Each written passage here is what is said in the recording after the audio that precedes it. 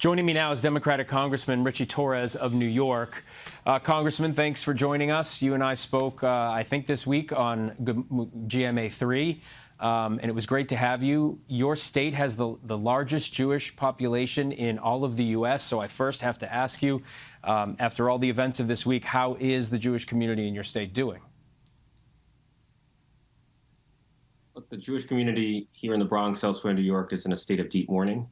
Not since 9/11 have I seen so much shock and trauma and pain. The Jewish community is so closely knit, so intertwined with Israel as a Jewish state, that just about everyone either lost someone or knows someone who has lost someone. And so there's a widespread sense of mourning and grief and pain. And the support that the United States is providing Israel in this moment of need has been comforting and has inspired hope in many. Yeah, Congressman, I just wanted to mention for the folks who are watching, the pictures we're seeing are live from Gaza right now, and you're seeing obviously some dark plumes of smoke there. President Biden says his administration is doing everything in its power to free Americans trapped in Gaza, as well as support Israel in its mission to completely wipe out Hamas. In your estimation, how is that going so far?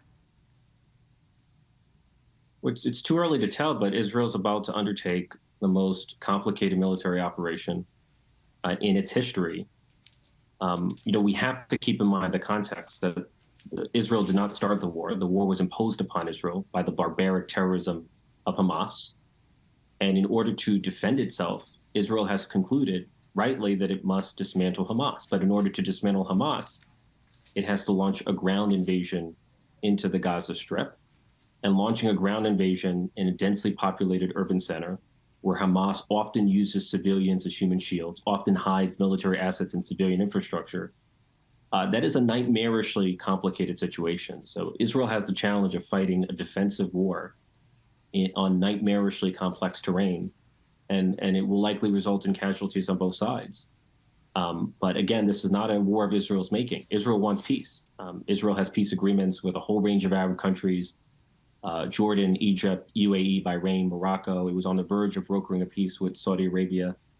The greatest threat to peace in the Gaza Strip is Hamas. As you well know, aid for Israel hangs in the balance with no current Speaker of the House. Are you concerned about those implications with this stalemate that Congress could have? Now we see Jim Jordan getting the votes, but he doesn't really have enough votes. I mean, when could that end, and are you concerned about it? I have real concerns that the dysfunction and extremism and incompetence of House Republicans is a national security risk. If the Democrats had the majority and if Hakeem Jeffries had the speakership, we would have taken action immediately to provide Israel with the support and the funding that it needs to defend itself in the face of unprecedented terrorism. Dysfunction is no friend of the U.S.-Israel relationship, and that's what we've seen from House Republicans. Yeah, or Ukraine or almost anything else. A growing number of your fellow Democrats are starting to condemn Israel for its attacks on Gaza, including Congresswoman Ilhan Omar of Minnesota, who called Israel's orders for 1 million Palestinians to leave Gaza, these are her words, she called it an ethnic cleansing. So is the U.S., first of all, I want your response to that, but then is the U.S. doing enough to speak out against an unfolding humanitarian crisis? Do you think ethnic cleansing is a bit strong for the situation? How do you feel about those statements? The notion that Israel is committing ethnic cleansing and genocide is absurd. And keep in mind that the critics of Israel have been accusing Israel of committing genocide long before the conflict.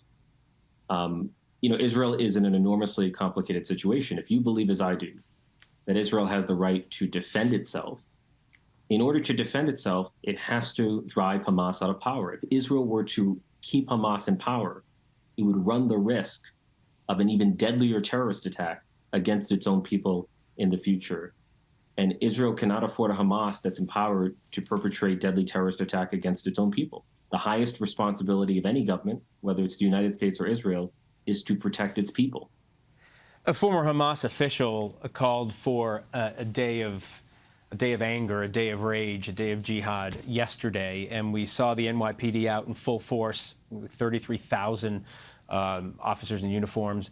I'm wondering, anti-Semitism in recent years has been increasing, and now with what's happening with Israel and Hamas, there have been threats. We saw a few things happen across the globe yesterday. What steps is your office taking to combat that in your district? Well, I have real concerns that the conflict in the Middle East and the disinformation against Israel is going to inspire an outbreak of anti-Semitic violence and vandalism and vitriol. And so we're in close communication with New York City government, with the NYPD, to ensure that our Jewish institutions, our synagogues, our Jewish day schools, are protected from the threat of anti-Semitism.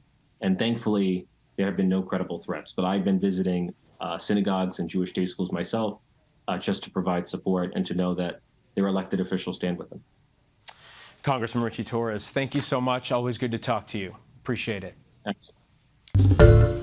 Hi, everyone. George Stephanopoulos here. Thanks for checking out the ABC News YouTube channel. If you'd like to get more videos, show highlights, and watch live event coverage, click on the right over here to subscribe to our channel. And don't forget to download the ABC News app for breaking news alerts. Thanks for watching.